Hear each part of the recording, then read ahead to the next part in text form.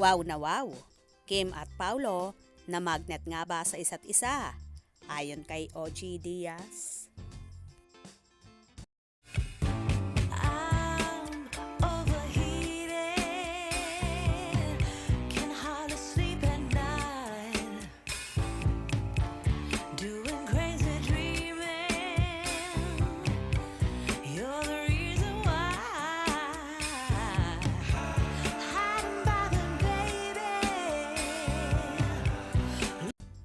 Nakakaloka nga ang mga pasabog ng vlogger at talent manager na si OG Diaz sa kanilang latest update sa YouTube channel, kasama sina Mama Loy at Ate Morena.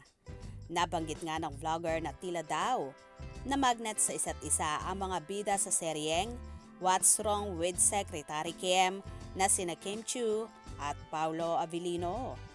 Hindi raw siya magtataka kung sakaling magkamabutihan ang dalawa, lalo na't balita ngang nagkahiwalay muli ang paunin na sina Janine Gutierrez at Paulo Avellino.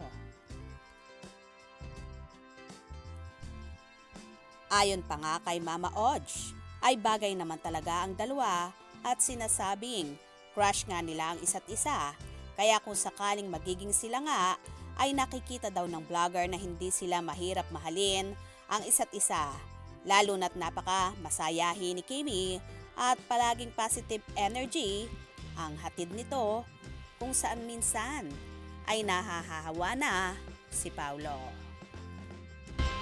Ay, sa ngayon hindi pa. Pero huwag na tayo magtaka kung isa sa mga araw na to, sila na. Ay, oo. Kasi parang parang na-magnet sila sa isa't isa. Oo.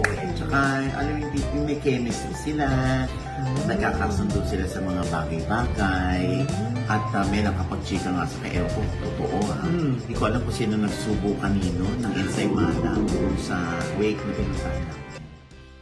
Samantala, kung nagsasaya ang Kim Pao fanay sa balitang ito, abay nalulungkot naman ang Paunin supporters dahil umaasa sila na matatag ang relasyon at pagmamahala ni Janine at Paulo.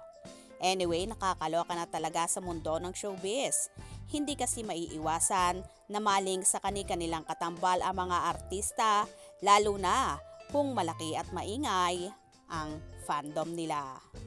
Well, abangan na lang natin kung ano pa ang mga susunod na kabanata.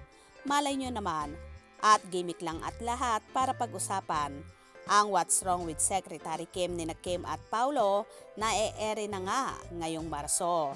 At malay naman natin kung promo lang ang lahat ng ito at ng pag-usapan lang ang nasabing serye. Malay naman natin may usapan na ang tatlo ni Janine, Paulo at Kim regarding sa mga bagay na ito. Kaya naman wag nang mag-away-away ang Paunin at Kim Pao fandom. Suportahan na lang natin ang ating mga iniidolo para na rin sa mga karera nila.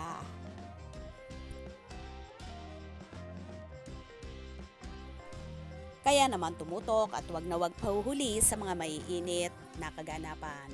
Anong inyong magiging reaction sa bidyong ito? Comment below.